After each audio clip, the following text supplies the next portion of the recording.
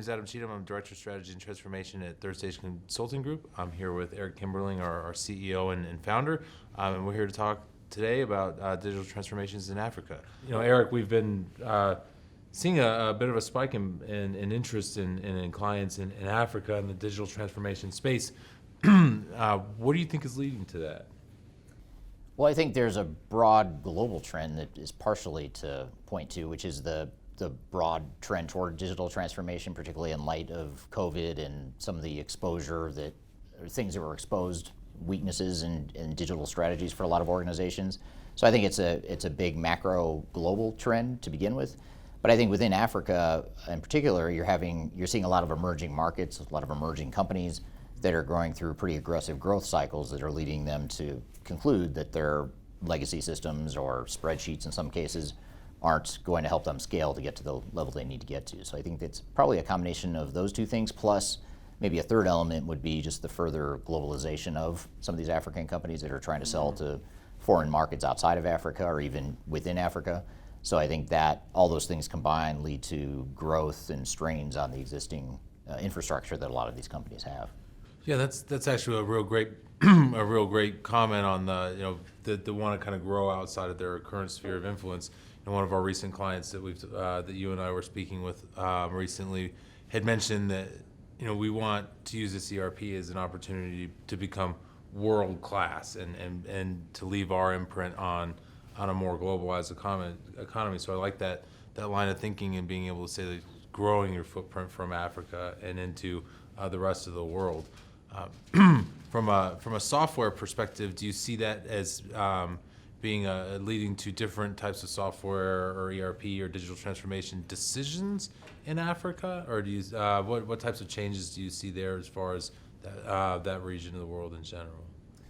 Yeah, so I'd say the two big things or the two big considerations that are somewhat unique to Africa that would lead organizations oftentimes down a different path than if they were in Europe or the Americas or Asia would be that because it's more of a developing market, you're going to have less skill sets and less competencies in large-scale ERP systems. So for a lot of organizations that are just now starting to enter the global arena, or they're just now going through large growth spurts, and they're not very sophisticated from a technology perspective, it's going to be a bigger jump for them either way. Whatever technology they deploy, it's probably going to be a bigger jump than maybe a more mature company in the Americas or Asia or wherever it may be. So that's part of the consideration. So it's harder to justify a big, massive ERP system like an SAP or an Oracle for an organization that has never been through an ERP implementation, or maybe they just aren't quite ready for something that big and robust. Mm-hmm. And then the other thing to think about is just as the market develops in Africa, there's a lot of pockets of variability in terms of the types of technical consulting skills available in the market. So what we're finding with our clients there now is that certain markets that we work in, for example, we have offices not only in Africa, but also Europe, Asia, and the Americas. And when you look at any of those other three regions we operate in, oftentimes we find that there's a more established ecosystem to support each of the different technologies there. Whereas in Africa, that's not the case. There's certain systems that we sort of take for granted here in the Americas or in Europe, for example, because there's so many consultants and so many different resellers and implementation partners that specialize in that software. But in Africa, they're not as developed in some of those ecosystems. So that's another big consideration is the software, even if it is a good fit for you, do you have the support there locally within Africa to help you? Yeah, and what type of consequences do you see our clients and other companies that are seeking to undergo a digital transformation in that space where the number of resources that are involved in digital transformation that can help with that are fewer and farther between? What types of options do companies have for managing their digital transformation given that gap? Well, what we're seeing with our African office that we're opening there now and with our current clients in Africa is that they're hiring us for that reason, to fill that void, to be that independent partner, to either help them select and figure out what the right technology or technologies are for their organization and or to help them implement whatever the solutions are. So having the independent technology agnostic provider that has global experience with all these different systems that can perhaps connect the dots between what the local limitations might be in terms of ecosystem and skill sets and whatnot, and connecting with a global skill set and a global consulting base in our case, That's a big reason why clients in Africa hire us.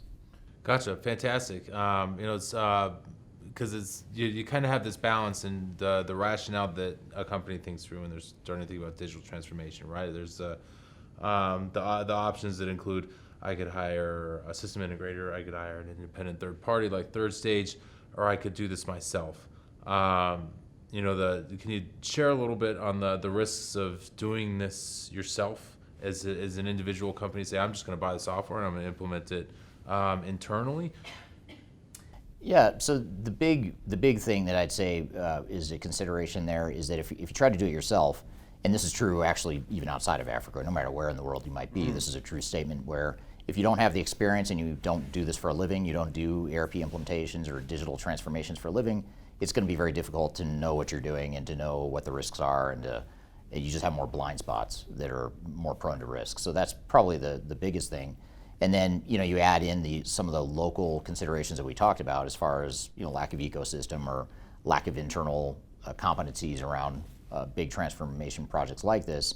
And in some cases too, by the way, a lot of organizations that are developing in Africa are working with lower skilled employees, so that's more difficult for them to change. And so that's another consideration in a blind spot that can create challenges, especially if you're trying to do it yourself. So let me turn the table a little bit and ask you a question, Adam. You're working closely with our team that's actually based in Africa, working with those clients based in Africa. You're doing a lot of that remotely here from the United States, especially in light of the pandemic and travel limitations and whatnot. How is it that how are we delivering that work, and what does that look like for a lot of our clients? Yeah, that's a great question, and the way that we're approaching some of it is to say that as travel restrictions allow, right? Being in person is an important option for our clients. Some want it, some don't. Sometimes travel restrictions prohibit it or make it more difficult. So we have a blended approach to that, where we can work on site as long as we can do that safely and in a healthy manner. But we use a number of different types of tools from a perspective of interacting with our clients.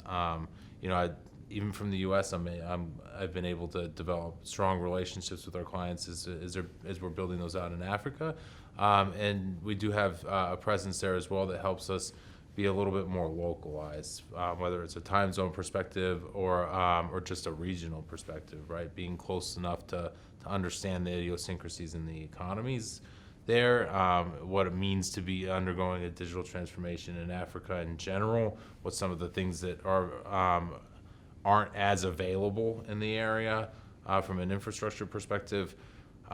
So we have a presence there as well as support from, frankly, all of our offices. We've had a really good success rate in people that are passionate about wanting to help, and not just in digital transformation, but when we have clients that are part of the growth of infrastructure in Africa, we have folks that want to help with that from whether it be a humanitarian perspective or just a curiosity in the continent perspective. We've got a lot of ways of being able to approach that. So we've been pretty successful so far, and our clients have been appreciative of it.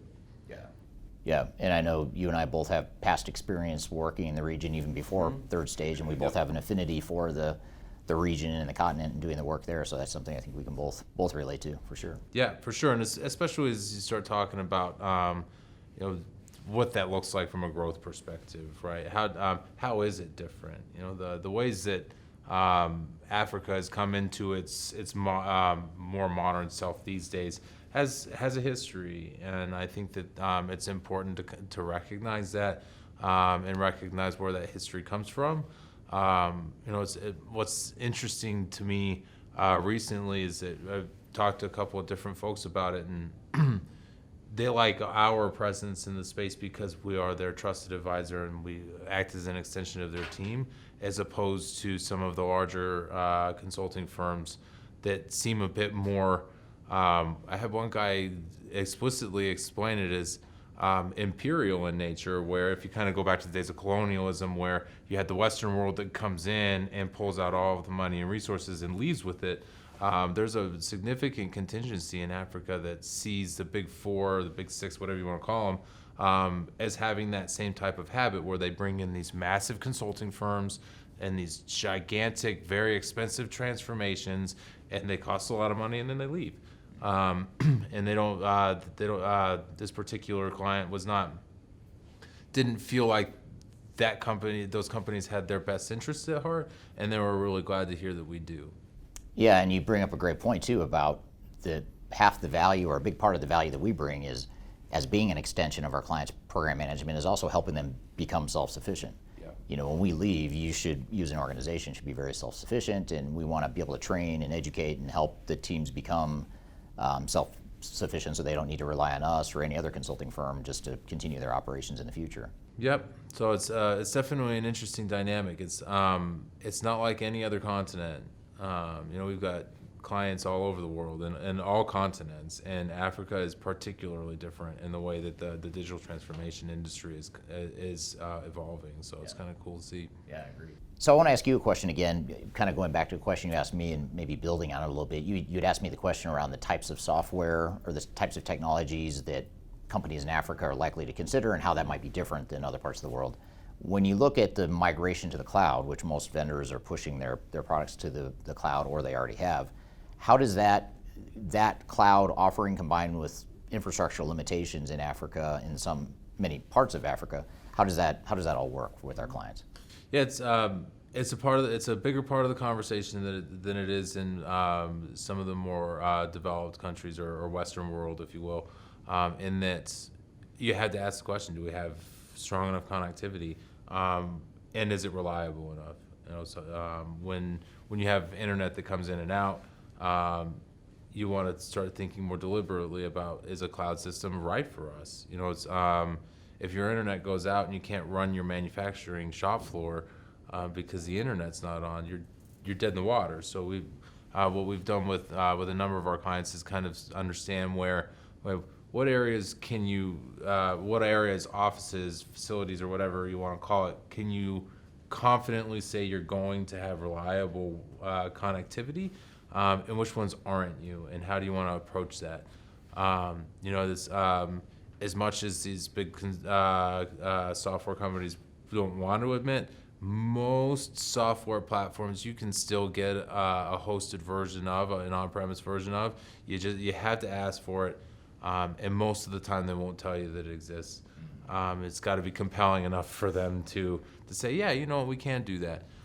And then think about how you connect that, right? If you have a manufacturing facility, like one of our clients had that's out in a very rural area, maybe the answer is less we get an MES tie-in on the shop floor that ties into our system, and have, as much as I hate to say it, a more manual touch point for passing on the information on work in progress and those types of things in the area. Each scenario is going to be different, though, because the variability and connectivity in the infrastructure there is going to have an impact on how it is you run your business, especially if it's dependent on cloud software. So as you start to get more dependent on cloud software, or more keen to tie each office and location and manufacturing facility together on one system over the cloud, you have to consider it, because it's particularly in Africa, but as well as in a number of the areas in the developing world, you can't count on connectivity like we do here in Denver, Colorado, in the tech center, right? Yeah, exactly. So, we just want to be aware of that and understanding of it, and approach it head on, and understand that it's going to be a challenge. It may take a little bit more creativity than normal to figure out how to solve for it,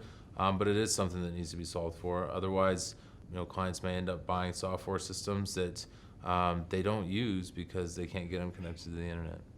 Yeah, and it's a good reminder too that your business needs, and in some cases infrastructure limitations, should drive the types of technology that you deploy. I think software vendors, to your point, are going to push you, even if it's not realistic for you to use that technology. They're going to push you toward a cloud solution because they make more money off of it. So I think at the end of the day, that's maybe a good way to vet out some of the vendors that aren't good fits, and maybe migrate more to the vendors that have more of a hybrid model, or at least give you the flexibility to have some sort of on-premise option and or some sort of on-premise backup for those cloud solutions. And not all vendors do that. For example, NetSuite, you're probably not going to deploy NetSuite in an on-premise environment because it doesn't exist. Whether or not you can create a backup or some sort of fallback solution is a different story. But there's other vendors like SAP, for example, or IFS. Those are two vendors that come to mind. I think Infor does too. That are vendors that still have sort of hybrid or hybrid deployment models and/or options on either deploying on-prem or in the cloud. Yep. So definitely agree with you on that. It'll be interesting to see how that develops over the next couple of years, because the more you go cloud, the more you're gonna struggle in Africa to get on the cloud. But at the same time, connectivity will continue to grow there as well. Right. It just is going to take a little time. Yep. If I'm in an organization, a company in Africa, and I'm considering going through a digital transformation so that I can become a little bit more world class, if you like, what should I do?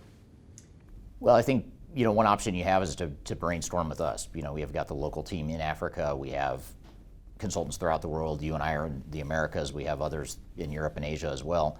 So just bouncing around ideas can oftentimes be helpful. So people watching this video that are interested can reach out to us. We'll include our contact information below, and we can put you in touch with the people from our team that are based in Africa, as well as others that might be able to help. So if you want more information about digital transformation in Africa or elsewhere, please subscribe to our YouTube channel or reach out to us more directly, whether it be on LinkedIn or elsewhere. We'd love to hear from you.